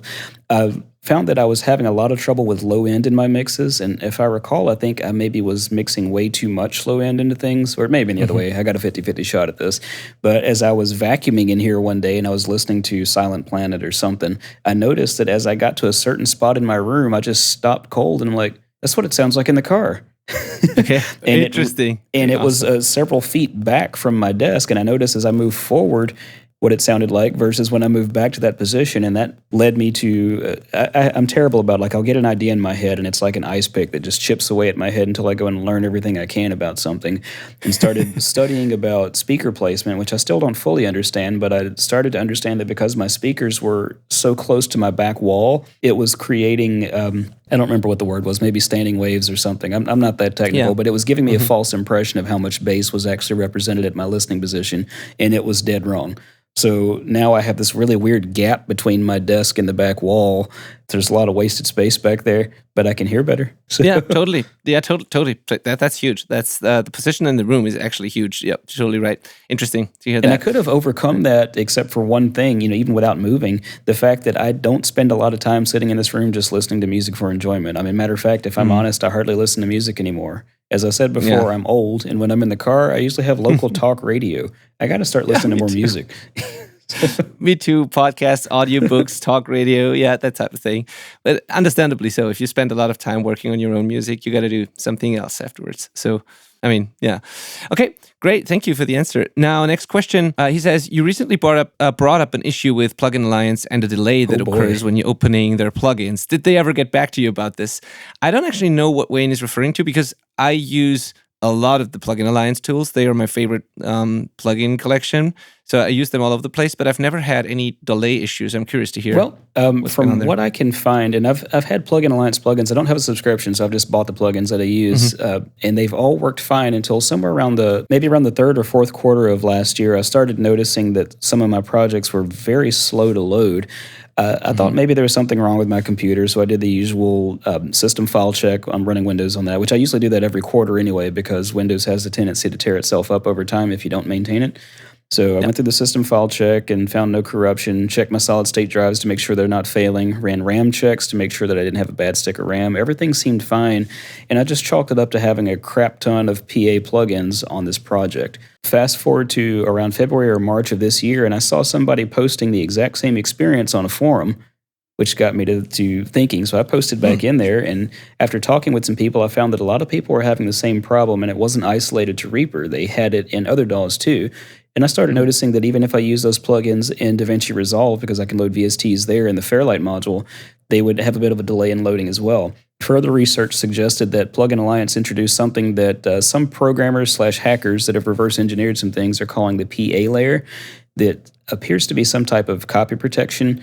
The thing that doesn't make sense to me is how it's affecting some people and not others. But when it happens, there's about a 3 to 5 second delay in loading per instance. So I put out a video about this and showed it. So you mean when loading the project? You mean, sorry to interrupt you, just to understand correctly. When loading the project, not a delay on a certain track, but when you open up the project, it just takes long to open the project. Is that what you're talking about? And now once the instance of the plugin is loaded, it performs flawlessly and doesn't take up a lot of resources. The plugins sound and work great, but if I've got 50 instances of random PA plugins across a project, that's 50 times 5 seconds or so that I have to wait for that project to load, whereas this time last year, the project would have opened in like maybe 5 to 10% of the time. And in the video that I made recently, what I showed and what I found is that some of their plugins, like the ones that are non-Plugin Alliance or Brainworks branded, like some of the SPL or Lindell plugins that don't have that PA or BX moniker, they don't suffer from this problem. And if you check the change logs on these plugins, all of the ones that open instantly have not been updated in probably the past year or two. But all of the Plugin Alliance and Brainworks ones, they will pause without fail pretty much every time that I can open up a project now and put one instance of SSL 4000G on it. It's going to take 5 seconds to open. And this is on a Ryzen 7 CPU, all solid state drives with 64 gigs of RAM. Wow, that's interesting. I always thought that like it's a Cubase thing, that it just, whatever the latest Cubase version, just takes longer, because I noticed my project's taking longer too when I open them, but I didn't think about the PA plugins, but I have them all over the place. So my template is full and my mixes are full with PA plugins. And I was kind of wondering why it took so long, because I'm on an M1 Pro MacBook, which is insanely fast, and I was surprised by how long it took to open sessions, but I never thought about the PA plugins being the problem. Well, and when I posted that video and also on the forum response, I'd requested for people to try the test, doing it the same way that I did and just doing a blank project. That way it's not associated with a bunch of stuff on other tracks or anything that you've got in that project.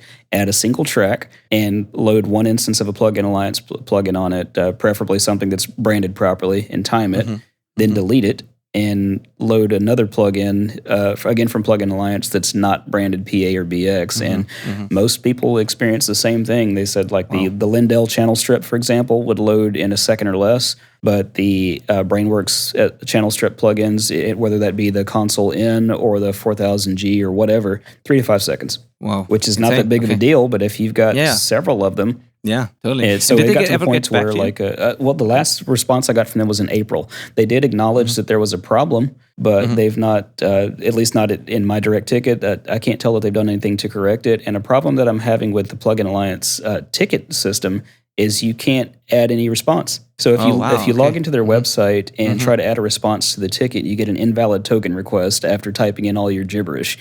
Now, if you respond to their email, it'll send it to them and it'll append it to the ticket, but you can't do it directly on the website, which is kind of weird. Yeah, that's weird for sure. Okay. All right. Interesting. Again. I hope they fix it, because I do like the plugins. I just don't like having to wait that long for a project that shouldn't take that long to open. Yeah. That kind of destroys your advantage that you've created with editing, with creating all the shortcuts and scripts and stuff in Reaper. So you got super fast, but now you have to wait 4 minutes for the session to open. Well, and for a project that I had that I was trying to finish up, I just got to the point to where I would launch it and go like make myself a cup of coffee or get a snack or something. Yeah. And by the time I came back, the project was open, and it was flawless after opening. But and I don't know how it works in Cubase, but like when you open a project that you've already saved in Reaper, it's got the splash screen for Reaper, and it'll show what plugins are loading kind of in text at the bottom, and you'll see them flying by, except it stops on each Plugin Alliance plugin for so many seconds. Never paid attention to which plugins there were, but yeah, it definitely does that. Now, from what I understand, a lot of SoftTube plugins will do the same thing. So, but I don't have any. Since then, though, I know that IK Multimedia had their group buy, so I own pretty much every IK Multimedia plugin now. Oh, great. And most of them load near instantly. There's a few that are kind of resource intensive that'll take a few seconds, but I like their plugins too. I missed some from Plugin Alliance already, but I don't know. It's a few seconds. I don't have much longer left on this planet, so I need to keep these seconds. Yeah, totally right. I mean, yeah. Yeah. I mean, it seems like such a trivial thing, and I would think nothing of it had it always been this way. But that whole Yes, thing of that's the like, thing. did this program? No, what program? What does he call it? Did this project used to load this slow? I'm pretty sure it Yeah. didn't. And then finding out it's Yeah. happening to other people, like at least I'm not crazy. Yeah, that's the thing. Yeah, thank you for bringing that up. I will pay attention to this now and do some experimenting. Cool, thank you. So, final question from Wayne is your ultimate plan to topple Kenny Joya from his YouTube throne? I don't think that that's possible. Kenny's good people, and I learn a lot from watching his videos too. So, Okay, awesome. there's Awesome, cool. there's enough room for all of us. And even if I were to teach the same thing that he teaches, what I'm finding is a lot of people just prefer different teaching methods. So, I mean, I could say the same thing that Kenny's already said, and my Yes. audience will resonate with it just because I said it in the way that I say things. Yeah, none of the things I'm teaching, I haven't invented any of those things. Maybe I have a couple of techniques that are unique to me, but but still, people find value, and this is true for almost anything. I totally Yeah, agree. there's a scripture, I think it's somewhere in Ecclesiastes. I don't claim to be a biblical scholar, but it's something to the effect of how there's nothing new under the sun. And Yes. that is Yeah. very much true. It's all rehash, especially with pop music. There is nothing new. It's all 1564. Yeah, exactly. All right. So, and then Torsten has a couple, and then I promise we'll be done. And just tell me if this is taking too long for you, right? Oh, this is fun. Go right ahead. Awesome. Cool. So his question, the first two questions have already been answered about your journey and the 4-track thing and how you happen to discover Reaper and all of that. But the next one is really interesting. And this is, and I'm just reading his question. I'm not saying that I agree with this statement. But he says, why is Reaper still considered a semi-professional tool or a toy, quote-unquote toy, in the general perception against Cubase, Logic, Pro Tools, etc.? I don't necessarily think that's the case, but maybe you have some in thoughts on certain that. circles it still is, and I think it's really just because of the perception based on price and not ever having used the software. If we just simply take the name of the product, Pro Tools, just the fact that it has pro in the title suggests professional.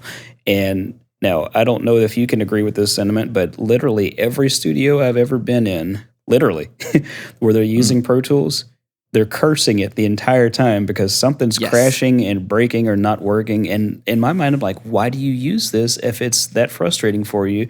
And it's because it's the industry standard. Now, is it the industry standard because it's the best, or is it the industry standard just because it got in the right place at the right time? Only you can really answer that question.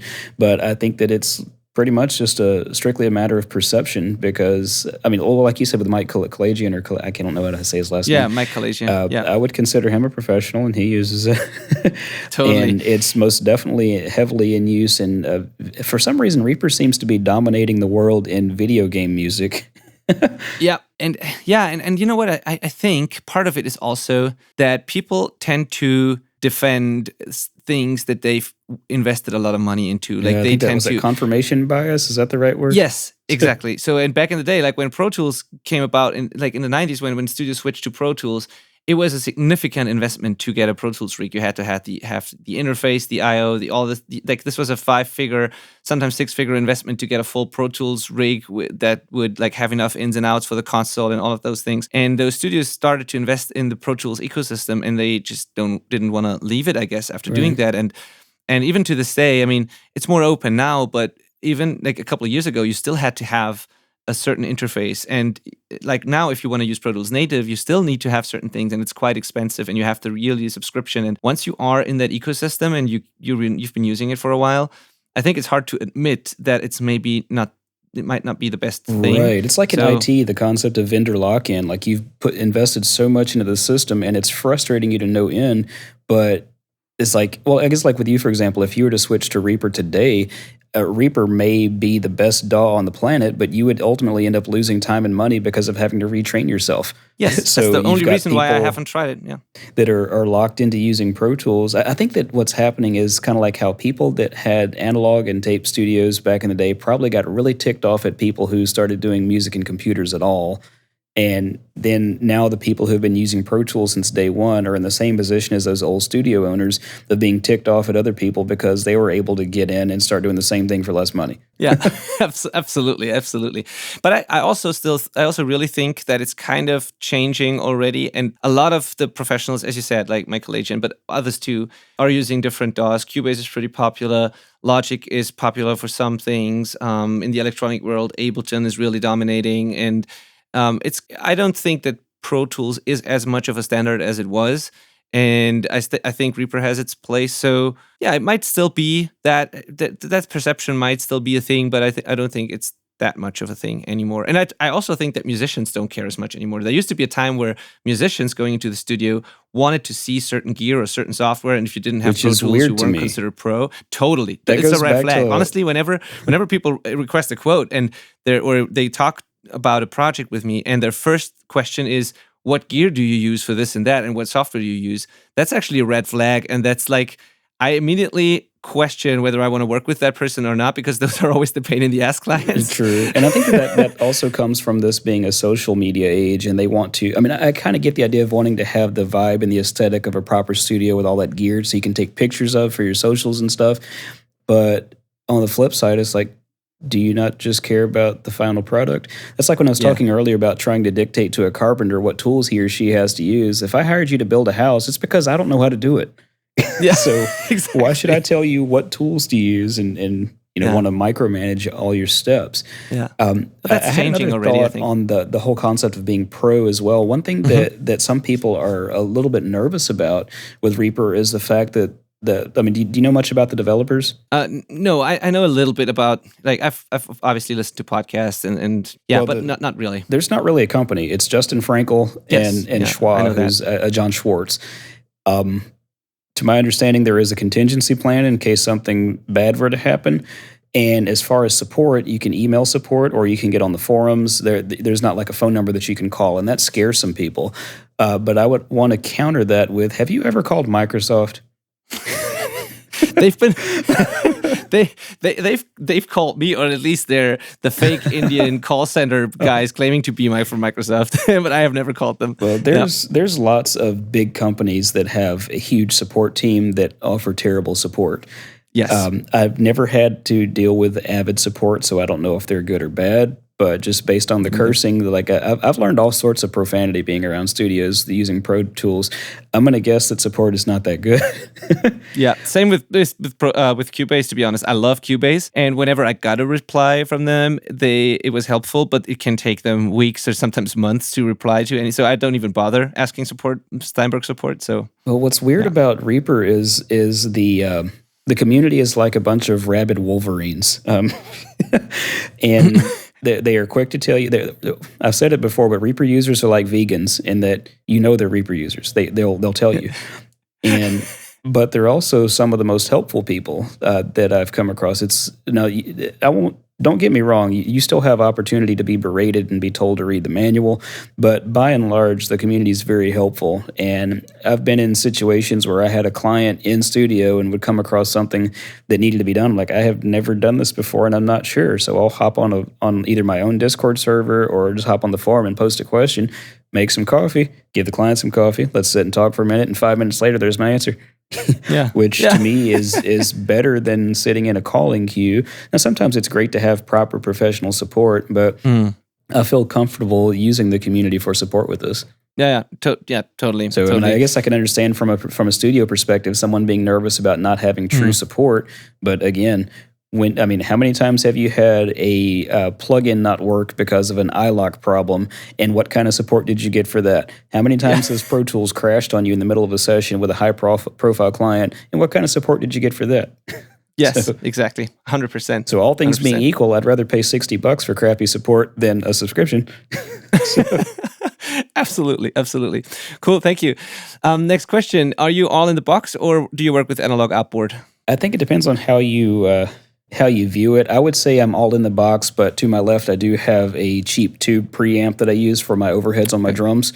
I'm using it in a bit of an oddball way, though. My audio interface is a Roland Studio Capture, which has got 16 inputs, but only 12 XLRs.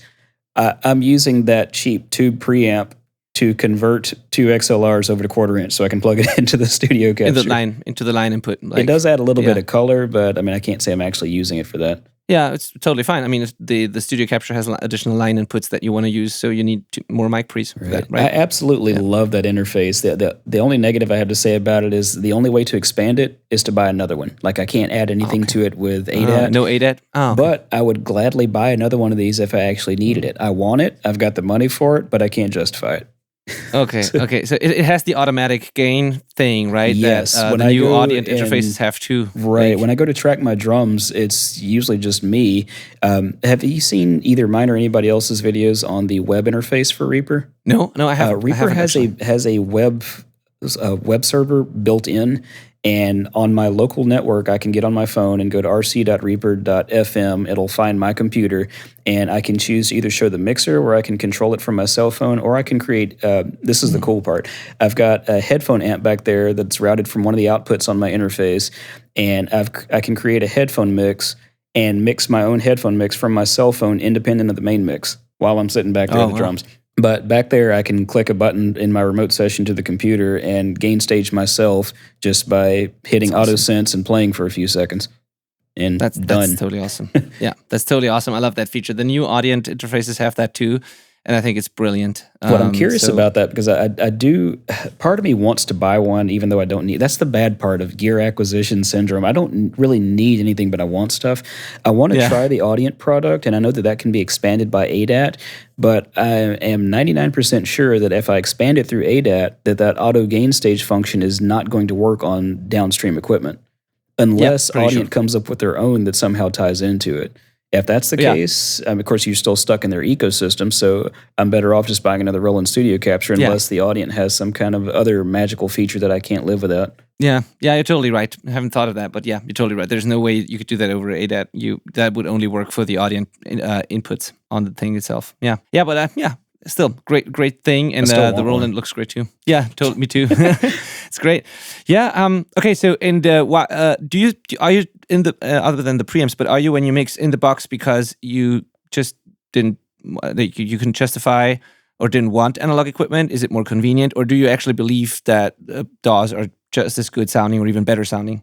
I can't really give an educated answer on that since I've not really worked with the analog equipment. I know that there are those that would swear that it's better to use the analog gear, and in a lot of respects, just thinking about it from a technical perspective, I can understand how, like, just the way that saturation happens, because it's not going to be the exact same thing every time. You can get some interesting colors and flavors out of analog gear that you can't necessarily get in the box. But from a usability perspective, if, let's say I had an 1176 in the rack right here, I don't know if those are stereo or mono, but let's assume it's 1176 or mono. Okay, so the 1178 is stereo. Okay, so I can run one thing through that. Or I can buy this plug-in that may not sound just like an 1176, but it does it good enough, and I can run 100 tracks through it. Yeah, and the thing is, no two 1176s sound the same. So it's just, to me, the plug-in is just another unit of 1176, because if I compare two real ones, they sound totally different too. Right. So it's, I do want to try some outboard gear just so I can hear for myself. Yeah. Like, I've been kicking around the idea of buying a few hardware compressors for a while. Yeah. But it's another one of those things to where I can't really justify the cost. It's not like I'm running people in and out of the studio every day, and it would probably never pay for itself just to have an expensive experiment. To be really honest, I have a lot of really high-end, not a lot of anymore, but some really high-end pieces of analog gear, and I've done comparisons, and I can't say that it's definitely better. It's different sometimes, and I only have it because I enjoy it, to be honest. It's fun to me to use it, and it inspires me, but it would be wrong to say that it's clearly better in an A/B test. It's not. It's different, but not better. And I think from a client perspective, I mean, there are those who want to see that kind of stuff in the studio, but if you were to give them an A/B comparison of something you've produced and you used a software variant versus hardware on one or the other, I mean, I doubt they're going to be able to accurately predict which one was hardware. Now, granted, they've got a 50-50 shot, so they got a pretty good chance of picking the right one, but I guarantee you it's by accident. Definitely. And I don't think that it's going to introduce enough of a difference to where you can justify your cost or justify charging somebody more for that. So, yes. Yeah, I could be wrong. Which leads me to the next question of Torsten here, which is, do you think it's better to have all the options, which we have in DAWs, or is it better to limit yourself? Like, what's better for the music? Is a DAW with all the technical possibilities better for the music, or is it better to have limitations because that leads to unique things? Like, are the possibilities distracting from the song itself? That is a very good question, and one that doesn't have an exact answer. I think that somewhere between those options is the truth. I like having a million options, but I like forcing myself to be limited. Because having unlimited options means that, well, let me think about it like this. I'm sure you're familiar with line 6. I have a love-hate relationship. I hate line 6. And I remember when I had line 6 amps or pods or things like that. And now, I mean, I've dumbed down my guitar gear significantly. I've got one amp, and it's a Boss Katana, which is a glorified line 6 that sounds good. But I went tube amps exclusively for a long time. And I think that with line 6, you've got a billion options, and you get to this weird point, and I think the same is true of a Kemper or Axe Effects, things like that. You can get some amazing sounds out of it, but the problem is in the back of your mind, you're always like, I can do this better. So you find yourself tweaking, not like drug user tweaking, but like tweaking knobs and stuff endlessly. And I got to a point to where I found that I was doing much more tweaking than I was actually playing guitar. So I think that you get that way with all the options in DAWs, and I'm at this point to where I have learned to love channel strips. For the longest time, I didn't understand why people like them, and I found that having a limited set of options, I work faster and just make decisions and move on instead of, well, I could do this or I could do this, and trying a billion different options. Yes, you may come up with some pretty cool stuff doing that, but at the end of the day, your plugins are mainly designed to fix problems. There's some that are designed to fix and address specific problems, and others that are designed to introduce different colors or flavors or whatever you want to call it, creative elements. And I've begun to approach my workflow with a limited scope and just use what's necessary to fix problems. And once I've got the thing sounding good, then I can spend a little bit more time tweaking with endless options, but definitely not on the front end because, well, I guess case in point, if you think about top-down mixing, I've come to very much appreciate that idea because I can treat the drums as one instrument, or I can spend 6 hours working just on a snare and solo only to find out that it still sounds like crap in the mix. Yeah, yeah, totally. Yeah, thank you for that answer. Great. Next thing, guitars or bass first? This question is like an ongoing thing in our community too. And a thing between my co-host Malcolm and I, he can't be here today, by the way. He's shooting some, I don't know exactly what he's doing. He's doing a lot of film audio stuff, so he's probably on some Netflix show or whatever. Oh, well. Yeah, he's doing like location sound, and he can't talk about the projects he's doing, and he always gets to talk about it after the fact. So I don't exactly know what he's doing right now, but he can't be here. But the thing is, he says he does the, I guess, more traditional thing of like when he does overdubs, he does bass, like drums first, then bass, then guitars. I'm a big believer in doing, not every time, but most of the time, doing rhythm guitars first and then bass, because to me it's easier to spot tuning problems. And to me, most rock songs or most songs that I work on are written on the guitar, and it just often makes sense to get that down first and then record the bass. But I know most people do bass first. So anyway, what's your I think I'm backwards on that. I actually like to record rhythm guitars first, but not permanent. I just need to get the guitarist in to record scratch tracks. That helps me to lay out my project and label all the different sections. I've got a tool that I use in Reaper that a developer named X-Rame. His real name's Raymond something or other, but that's the other thing with Reaper is there's lots of community-built plugins or extensions, whatever you want to call it, and this is one that he just calls Region Clock. What that does is, since I've got these two monitors, I'll put Region Clock up on this other monitor. Since my drums are in the same room but way back on the opposite side, it gives a visual representation as to what section of the song you're in and which section is coming up. So if I can get the guitarist to come in first and help me to map out the project to where I kind of know how the song's going to go and have all the regions mapped, then the drummer can come in, have the scratch guitar as a point of reference, but also see on the screen across from him which part of the song they're on. Then I can get the drums tightened up and then bring in either the bass player or the guitarist. I usually like to do the bass player after the drummer so they can make sure that the bass and the kick are locked in. But sometimes I'll bring the guitarist back in to go ahead and redo his scratch tracks and tighten those up. I don't care how tight he gets it the first time because it's literally just for reference. Because there's nothing worse than the drummer having nothing but a metronome to record to. Yes. And there's no good answer, though, because it's like everybody needs to hear something to keep their place. So as long as you pick something other than the drummer first, you're usually in pretty good shape. Yeah, I agree. Awesome, thank you. So now we get to the final batch of questions, which are all really quick ones, nothing too in-depth. You say here. that. I've been going kind of long on these. No, these are, I mean, who knows? So, how would a meeting with Kenny Gioia, John Tidy, and you look like? And will the universe be the same after that collision of the giants? Wow. I think that it would probably be about like this, just a few guys just talking shop and trading stories. I mean, I talk with John pretty frequently. I've never spoken with Kenny outside of just like private messages and stuff. But I mean, John and I are friends, and John actually taught me how to edit drums. I just beat him to the punch in making the chorus. I think I talk about that in the drum editing course, but I first learned how to edit drums by hiring John to edit some drums for me and film it. I wanted to learn how to do it, and I had recorded a drummer in the band that I was in at the time. It was my first time recording a band, and just wanted to learn how to do it right. So awesome. I've taken his methods and modified them slightly and managed to sell it. So. Awesome. Great. So the universe will likely be exactly the same. I think that if we were to come together, it would be about like the Hadron Collider being fired, and it would probably create something catastrophic, but we wouldn't remember it, and it would be like the Mandela effect. And the next day, nobody even has a clue who we are. Yeah. Okay. Thank you. Perfect answer. And Reaper's new name is Pro Tools. Yeah. Cool. Rolling Stones or Beatles? Rolling Stones. Cool. Awesome. Yeah, that was an easy one. Okay. The next one is also interesting. I've never thought about that pair, but like Dave Grohl or John Bonham? That's a tough call to make because they have similar styles, actually. I mean, Dave, I think, is probably a bit more energetic, but he definitely has a rawness to his playing that I really appreciate. And the same is true of John Bonham. So I'm gonna make up my own answer for this one and say they're baby. Perfect answer. Awesome. The Simpsons or Futurama?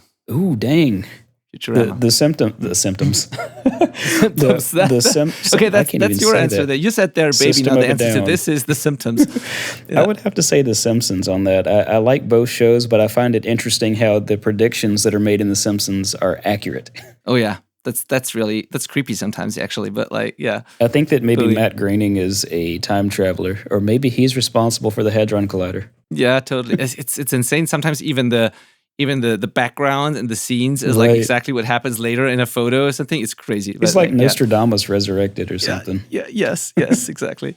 Awesome, thank you. And final question: what future improvements would you like to be implemented into Reaper? What's still missing despite it having so many features? I think that I would like to see an easier method for routing. Routing is pretty much easy. Like if I want to create a bus out of my drum tracks, I've got a hotkey bound to where I just highlight all of my drum tracks and I press a key and it creates a folder track, which in Reaper is a bus. It routes all the audio through that folder track. But sometimes I want to create a bus that's not a folder, just so I can place all my buses in one place. I found that I can easily route all the tracks that I want to the desired track, but then it takes me an extra step to take them out of the master instead of being able to do that all in one shot. So there's just a few things in routing that are not quite as intuitive, or the way that it's displayed on screen makes it seem a little bit more complicated than it probably should be. I would definitely like to see some of the defaults changed with regards to the folder structure like we talked about before with the organization of projects. And that causes a lot of newcomers to lose data really fast because everything, like if they happen to choose the desktop as their target space for recording, all of a sudden they've got a billion files cluttering their desktop. Yeah. Okay. Outside of that, I think about the only thing that I could think of right off the top of my head is I really wish that the graphics were SVG files instead of PNGs. That way they are infinitely scalable even at incrementable percentages. So like right now, Reaper is great at 100% or 150 or 200%. But if you like to use 120 or 125 or 101, you're just kind of out of luck. Okay, cool. I had no idea. Okay, cool. Thank you. I want to say thank you to Torsten and Wayne for all these amazing questions. Torsten is in a band called Love 40 Down from Germany. They are a punk band. They are super amazing. And Wayne is from the UK. He's a mixer. And I think his website is waynecolsonmixing.com. So you can look him up too if you're listening to this. Thank you for submitting all these questions. And both are Reaper users, obviously. So Yeah, and thank you, Myk, for answering these questions. It's been way longer than I thought this would be. My apologies. No, It's not weird. because It's of like you. I don't like talking, but at the same time, I'm long-winded. Not because of you, but because of we had so many things to talk about, which is amazing, and I'm very grateful that you took the time to actually do that. So, where can people find you, and where do you want to? Where should we send people? Because there will be show notes for this episode, and I'm going to put all of your stuff in there, like the editing course, your website if you have one, the YouTube channel. Like, where should we? I'm pretty easy to be found. If you go to letstalkaboutreaper.com, that will take you to the YouTube channel because I'm too lazy to build a website. Awesome. Okay, we'll do that, and we'll put that in the show notes. And your editing course can be found at promixacademy.com. That is correct. And if any, now as far as the Discord server, if anybody would like to take part in that, on any of my videos over the past year, there'll be a link in the description to join us on Discord. And if anyone wants to follow me personally for whatever reason and see pictures of my dog and family, you can find me on Facebook under my actual name. Perfect. Awesome. You have Instagram as well? I have one. I don't use it very often. I got to look it up real quick because I don't remember what name I go by there. It's probably my own name. I've always just gone by my name. Yeah, what is it? How do I don't even know how to work Instagram. Okay, it's Myk.Robinson on Instagram. Perfect. I'm going to put all of these things in the show notes, and then you can go wherever you want. But I think the YouTube channel is the first thing people should check out because it's so insanely valuable, helpful, spot on. Like, as you said, like short videos, but information packed and also relaxed. I like the like, honestly, dude, like the thing you do so well that I found pretty fascinating when I was watching the videos was that the videos weren't long. There's everything you need in a 10-minute video, and it doesn't feel rushed, and it's just relaxed and chill, but still got all the information. That is what I found fascinating, and what I really liked about those videos. I hope to keep it that way because it's like I love the short videos, but at the same time, I hope to get to a point to where I can eventually quit the day job and find a way to use the creative to make at least the same amount that I'm making now. But short videos does not do well for monetized channels.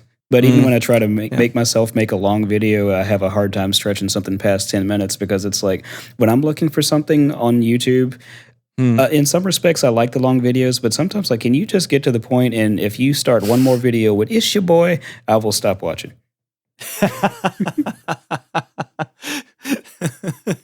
Yep. All right. Thank you again for taking the time to do this, Myk. Hey, thank you for having me. You have managed to keep me out of the sun because I was supposed to cut grass today. And I didn't want to. I hope that's okay. It'll still be there tomorrow. Edit this out if you need to, but I wish my grass were emo so it would cut itself. That's a great way to end this episode. I just got myself kicked off the internet. No, that's perfectly fine. That's perfectly fine. All right. Thank you, man. And I hope hope to talk to you soon. And I'm gonna let you know how the community likes this episode. I think they will be stoked. It's one of the best ones so far. Thank you. Oh, and if you get really bored, check out John Matthews on YouTube. He's a German producer, but he goes by the name Toucan Studios, but his YouTube channel is John Matthews. I did a guest spot on his channel earlier this week introducing a new plugin that he's created. Oh, wow. And I haven't heard of him. Let me see. There's a chat thing in here, isn't there? Yeah. Yeah. Let me send you a link real quick. I found it hilarious because I got to say some things that I probably shouldn't on that video. He had messaged me. We're still on the episode, by the way. I just leave that in, right? Oh, sure. If you want to, that's fine. But he had messaged me because English is not his native language, and he wanted to make sure. He was explaining to me how in German, they use a term to explain this sound that he wants to remove as nose or nosy. Oh, yeah. And I explained that here, nosy means something completely different. It's like an adjective to explain somebody who always has their nose in somebody else's business, which of course led to, well, what do you call it there? And that's when things got weird because here that sound they would call honky, but also honky is derogatory. So I did this video for him, and there's a lot of geese in it and lots of goose sound effects and honks, but it made for a pretty interesting video. Very great. I'm going to check that out too.